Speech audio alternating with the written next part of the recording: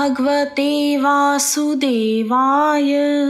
नमस्कार दोस्तों, आज माघ मास की पूर्णिमा के अवसर पर मैं आप सभी के समक्ष माघी पूर्णिमा की कथा प्रस्तुत कर रही हूँ। आइए शुरू करते हैं।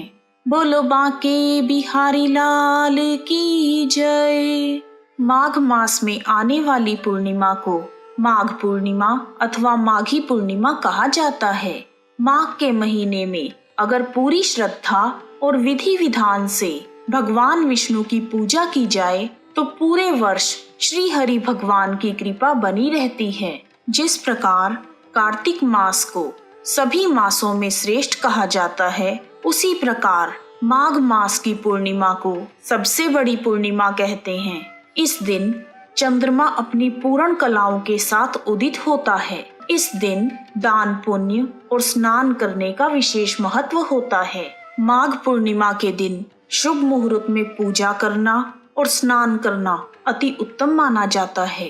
माघ पूर्णिमा के दिन पितृगण गंगा स्नान के लिए आते हैं, इसलिए पितरों का ध्यान करते हुए दान पुण्य करना चाहिए। इस दिन यदि पितरों का श्राद्ध किया जाए तो सुख सौभाग्य, धन संतान तथा मोक्ष की प्राप्ति होती है। स्कंद पुराण के रेवा खंड में माघ पूर्णिमा के महत्व की एक कथा के अनुसार नर्मदा तट पर शुभव्रत नाम के एक ब्राह्मण निवास करते थे।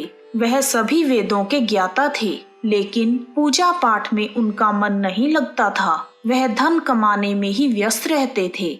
धन कमाने के चक्कर में कई बार उन्होंने लोगों को ठेस भी पहुंचाई, लेकिन वृद्धावस्था में जब वह बीमार रहने लगे तब उन्हें पूजा पाठ का ध्यान आया।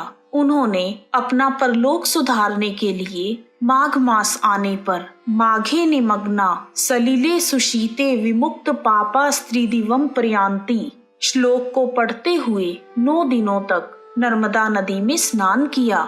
10वें दिन उनकी मृत्यु हो गई। माघ स्नान करने के कारण वह पाप मुक्त हो गए और उन्हें भगवान विष्णु की कृपा से स्वर्ग की प्राप्ति हुई। बोलो विष्णु भगवान की जय। त्रेता युग में जब भरत को श्री राम के वन जाने का समाचार मिला तो वह दौड़ते हुए माता कैकेयी के पास पहुँचे। वह बहुत क्रोधित हुए और उन्होंने माता कैकेयी को शाप दिया कि भ्राता राम को वन भेजने का जो अपराध उन्होंने किया है, इससे उनके सारे पुण्य नष्ट हो जाएं और साथ ही उन्हें कभी भी माघ पूर्णिमा पर स्नान दान का पुण्य ना मिले। गुरु रविदास का जन्म भी माघ पूर्णिमा के दिन ही हुआ था, इसीलिए माघ पूर्णिमा के दिन रविदास जयंती भी मनाई जाती है। आइए अब शुरू करते हैं माघ पूर्णिमा की पौराणिक कथा। श्री कृष्ण गोविंद हरे मुरारी, हे नाथ नारायण वासुदेवा। जय श्री कृष्ण।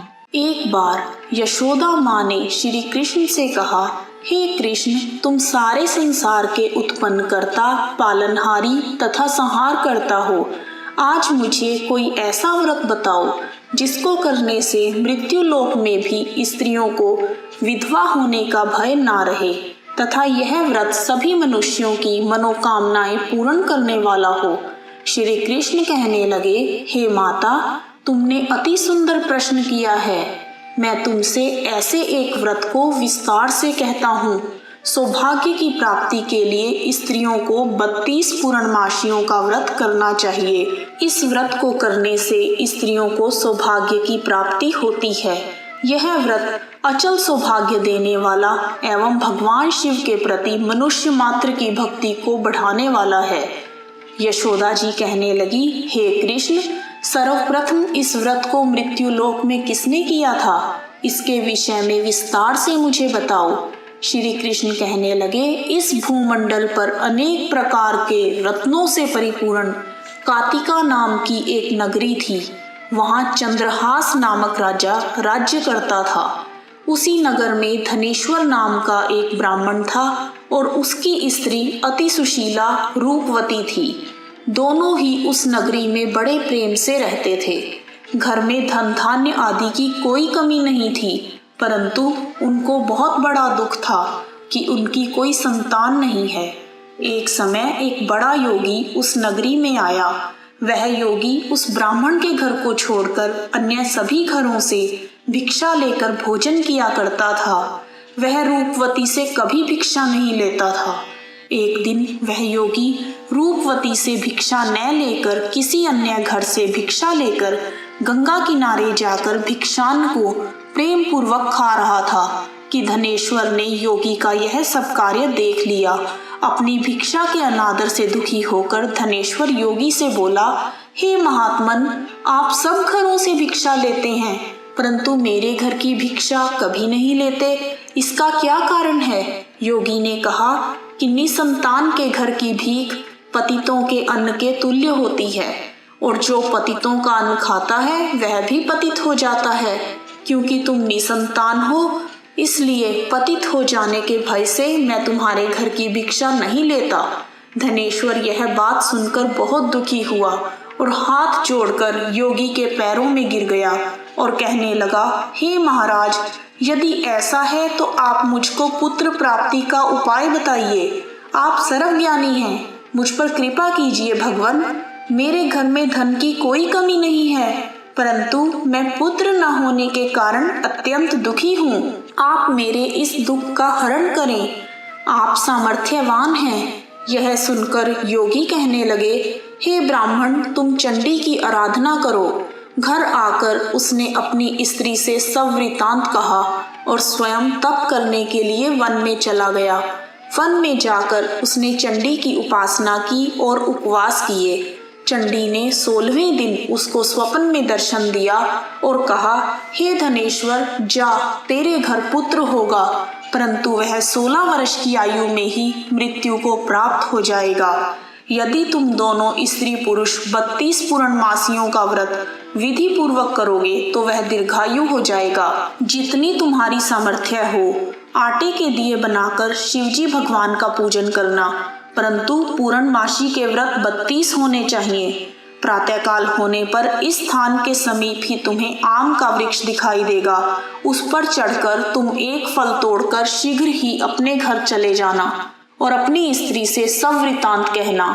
ऋतु स्नान के पश्चात वह स्वच्छ होकर श्री शंकर भगवान का ध्यान करके उस फल को खा लेगी। तब शंकर भगवान की कृपा से उसको गर्भ हो जाएगा। जब वह ब्राह्मण प्रातःकाल उठा तो उसने एक स्थान के पास ही आम का वृक्ष देखा जिस पर एक अत्यंत सुंदर आम का फल लगा हुआ था। उस ब्राह्मण ने उस आम के वृक्ष पर चढ़कर फल को तोड़ने का प्रयत्न किया परंतु वृक्ष पर कई बार प्रयत्न करने पर भी वह चढ़ नहीं पाया। तब उस ब्राह्मण को बहुत चिंता हुई और विघ्न विनाशक श्री गणेश भगवान जी की वंदना करने लगा। हे दयानिधे, अपने भक्तों के विघ्नों का नाश करके उनके मंगल कार्यों को करने वाले, दुष्टों का नाश करने वाले, रिद्धि सिद्धि प्रदान करने वाले, आप मुझ पर कृपा करके इतना बल दें कि मैं अपने मनोरथ को पूर्ण कर सकूं। इस प्रकार गणेश जी की प्रार्थना करने पर उनकी कृपा से धनेश्वर वृक्ष पर चढ़ गया और उसने सुंदर आम के फल को तोड़ लिया। उसने सोचा कि जो वरदान से फल मिला था वह यही है और कोई फल तो दिखाई नहीं देता। उस धनेश्वर ब्राह्मण ने जल्दी से घर जाकर अपनी स्त्री को वह फल दे दिया और उसकी स्त्री ने अपने पति के कहे अनुसार उस फल को खा लिया और वह गर्भवती हो गई। देवी जी की असीम कृपा से उसे एक अत्यंत सुंदर पुत्र उत्पन्न हुआ जिसका नाम उन्होंने देवीदास रखा। माता पिता के हर्ष और शोक के साथ वह बालक शुक्ल पक्ष के चंद्रमा की भांति अपने पिता के घर में बड़ा होने लगा। भवानी की कृपा से वह बालक बहुत ही सुंदर, सुशील, विद्या पढ़ने में बहुत ही निपुण हो गया। दुर्गा जी की आज्ञानुसार उसकी माता ने 32 पूर्णमासी का व्रत रखना आरंभ कर दिया जिससे उसका पुत्र बड़ी आयु वाला हो जाए। 16वां वर्ष लगते ही देवीदास के माता पिता को बड़ी चिंता हो गई कि कहीं उनके पुत्र की इस वर्ष मृत्यु न हो जाए। इसलिए उन्होंने अपने मन में विचार किया कि यदि यह दुर्घटना उनके सामने हो गई तो वो कैसे सहन करेंगे। इसलिए उन्होंने देवीदास के मामा को बुलाया और कहा कि हमारी एक बहुत बड़ी इच्छा है कि देवीदास 1 वर्ष तक काशी में जाकर विद्या अध्ययन करे और उसको अकेला भी नहीं छोड़ना चाहिए, इसलिए साथ में तुम चले जाओ और 1 वर्ष के पश्चात इसको वापस ले आना। सब प्रबंध करके उसके माता पिता ने काशी जाने के लिए देवीदास को एक घोड़े पर बैठाकर उसके मामा के साथ भेज दिया, परंतु यह बात उसके मामा या किसी और से नहीं बताई। धनेश्वर और उसकी पत्नी ने अपने पुत्र की मंगल कामना तथा दीर्घायु के लिए भगवती दुर्गा की आराधना और पूर्णमासियों का व्रत करना आरंभ कर दिया। इस प्रकार बराबर 32 पूर्णमासी के व्रत को उन्होंने पूरा किया। कुछ समय पश्चात एक दिन वह दोनों मामा और भांजा मार्ग में रात बिताने के लिए किसी गांव में ठहरे हुए थे। उस दिन उस गांव में एक ब्राह्मण की अत्यंत सुंदर, सुशीला, विदुषी और गुणवती कन्या का विवाह होने वाला था। जिस धर्मशाला के अंदर वर और उसकी बारात ठहरी हुई थी, उसी धर्मशाला में देवीदास और उसके मामा भी ठहरे हुए थे। संयोगवश कन्या को तेल आदि चढ़ाकर मंडप आदि का कार्य किया गया, तो लगन के समय वर को धनुर्वात हो गया। इसलिए वर के पिता ने अपने कुटुंबियों से परामर्श करके निश्चय किया कि यह देवीदास मेरे पुत्र जैसा ही सुंदर है, मैं इसके साथ ही लगन करवा दूं और बाद में विवाह के अन्य कार्य मेरे लड़के के साथ हो जाएंगे। ऐसा सोचकर देवीदास के मामा से जाकर बोला कि तुम थोड़ी देर के लिए अपना भांजा हमें दे दो, जिससे विवाह के लगन का सब कार्य सुचारू रूप से हो सके। तब उसका मामा कहने लगा कि जो कुछ भी मधु पर्क आदि कन्यादान के समय वर को मिले वह सब हमें दे दिया जाए, तो मेरा भांजा इस बारात का दूल्हा बन जाएगा। यह बात वर के पिता ने स्वीकार कर लेने पर उसने अपना भांजा वर बनने के लिए भेज दिया और उसके साथ सब विवाह कार्य रात्रि में विधि पूर्वक संपन्न हो गया। पत्नी के साथ वह भोजन करने लगा तो अपने मन में सोचने लगा, ना जाने यह किसकी स्त्री होगी। वह एकांत में इसी सोच में गर्म श्वास छोड़ने लगा और उसकी आंखों में आंसू भी आ गए। तब लड़की ने पूछा कि क्या बात है, आप इतने उदासीन व दुखी क्यों हो रहे हैं। तब उसने सब बातें जो वर के पिता व उसके मामा में हुई थी लड़की को बता दी। तब कन्या कहने लगी, यह ब्रह्म विवाह के विपरीत कैसे हो सकता है। देव, ब्राह्मण और अग्नि के सामने मैंने आपको ही अपना पति माना है, इसलिए आप ही मेरे पति हैं। मैं आपकी ही पत्नी रहूंगी, अन्य किसी की कदापि नहीं। तब देवीदास ने कहा, ऐसा मत करिए, क्योंकि मेरी आयु बहुत कम है। मेरे पश्चात आपकी क्या गति होगी। इन बातों को अच्छी तरह से विचार कर लो। परंतु वह दृढ़ विचार वाली लड़की थी। वह बोली, जो आपकी गति होगी वही मेरी गति होगी। हे स्वामी, आप उठिए और भोजन कीजिए, आप निश्चय ही भूखे होंगे। इसके बाद देवीदास और उसकी पत्नी दोनों ने भोजन किया तथा शेष रात्रि वे सोते रहे। प्रातःकाल देवीदास ने अपनी पत्नी को 3 नगों से जड़ी हुई एक अंगूठी दी, एक रुमाल दिया और बोला, हे प्रिय, इसे लो और संकेत समझकर स्थिर चित्त हो जाओ। मेरा मरण और जीवन जानने के लिए एक पुष्प वाटिका बना लो, उसमें सुगंधी वाली एक नवमल्लिका लगाओ, उसको प्रतिदिन जल से सींचा करो और आनंद के साथ खेलो, कूदो तथा उत्सव मनाओ। जिस समय और जिस दिन मेरा प्राणांत होगा ये फूल सूख जाएंगे और जब ये फिर से हरे हो जाएं तो जान लेना कि मैं जीवित हूँ। यह बात निश्चय करके समझ लेना, इसमें कोई भी संशय नहीं है। इतना कहकर देवीदास वहां से चला गया। प्रातःकाल होते ही वहां पर गाजे बाजे बजने लगे और जिस समय विवाह कार्य समाप्त करने के लिए वर तथा सब बाराती मंडप में आए तो कन्या ने वर को भली प्रकार से देखकर अपने पिता से कहा, यह मेरा पति नहीं है। मेरा पति वही है जिसके साथ रात्रि में मेरा पाणी ग्रहण हुआ था। इसके साथ मेरा विवाह नहीं हुआ। यदि यह वही पुरुष है तो बताए, मैंने इसको क्या दिया। मधुपर्क और कन्यादान के समय जो भूषण आदि दिए गए थे उन्हें दिखाए तथा रात में मैंने क्या गुप्त बातें इनसे कही वह सब सुनाए। पिता ने उसके कहे अनुसार वर को बुलवाया। कन्या की यह सब बातें सुनकर वह कहने लगा, मैं कुछ भी नहीं जानता। इसके पश्चात लज्जित होकर वह अपना सा मुंह लेकर चला गया और सारी बारात भी अपमानित होकर वहां से लौट गई। भगवान श्री कृष्ण बोले, हे माता, इस प्रकार देवीदास काशी विद्या अध्ययन के लिए चला गया। जब कुछ समय बीत गया तो काल से प्रेरित होकर एक सर्प रात्रि के समय उसको डसने के लिए वहां पर आया। उस विषधर के प्रभाव से उसके शयन का स्थान चारों ओर से विष की ज्वाला से विषैला हो गया, परंतु व्रत के प्रभाव से उसको काट नहीं पाया, क्योंकि पहले ही उसकी माता ने 32 पूर्णमासी का व्रत कर रखा था। इसके बाद मध्याह्न के समय स्वयं काल वहां पर आया और उसके शरीर से प्राणों को निकालने का प्रयत्न करने लगा, जिससे वह मूर्छित होकर पृथ्वी पर गिर गया। भगवान की कृपा से उसी समय माता पार्वती जी के साथ भगवान शंकर वहां पर आ गए। उसको मूर्छित दशा में देखकर पार्वती जी ने भगवान शंकर से प्रार्थना की कि हे महाराज, इस बालक की माता ने पहले ही 32 पूर्णिमा का व्रत पूरा किया था, जिसके प्रभाव से हे भगवान आप इसको प्राणदान दें।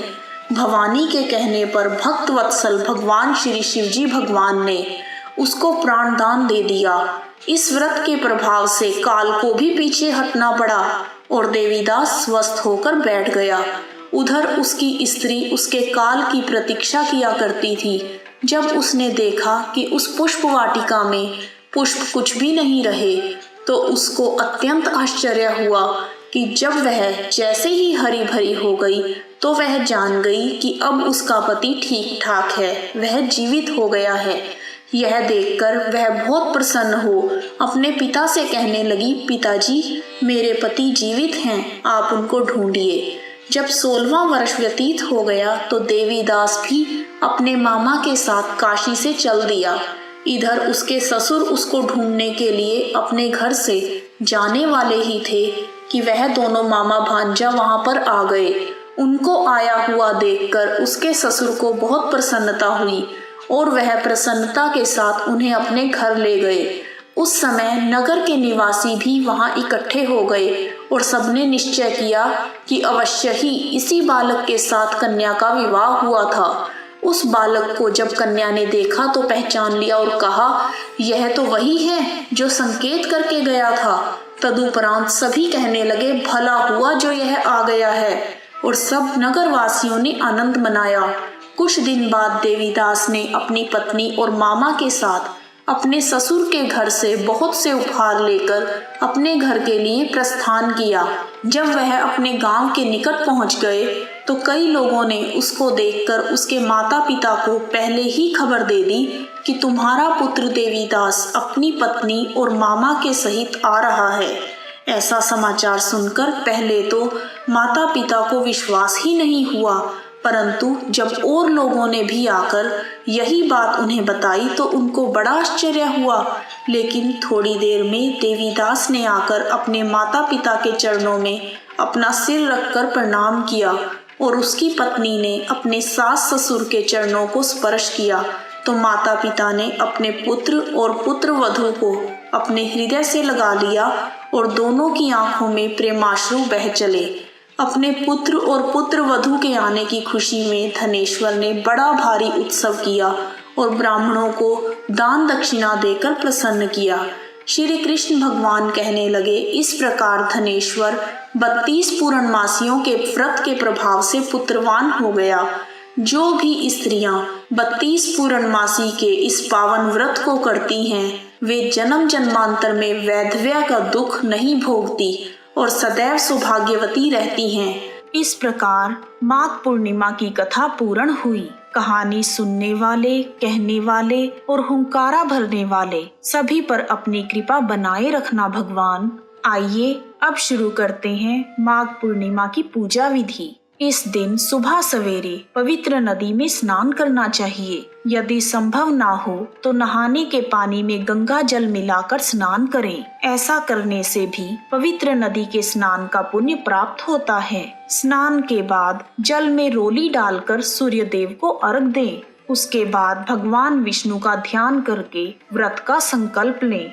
दिन के दूसरे पहर में ब्राह्मणों और जरूरतमंदों को भोजन कराएं और यथाशक्ति दान दक्षिणा दें। इस दिन काले तिल का दान करने का विशेष महत्व है और तिल, गुड़, घी, फल, अन्न और कंबल का दान अति उत्तम माना गया है। इस प्रकार विधि विधान से पूजा करने से भगवान विष्णु और भगवान शिव अत्यंत प्रसन्न होते हैं। यदि आपको वीडियो पसंद आया है तो कमेंट बॉक्स में ओम नमो भगवते वासुदेवाय लिखना ना भूलें। आप सभी का हार्दिक धन्यवाद। जय श्री विष्णु भगवान।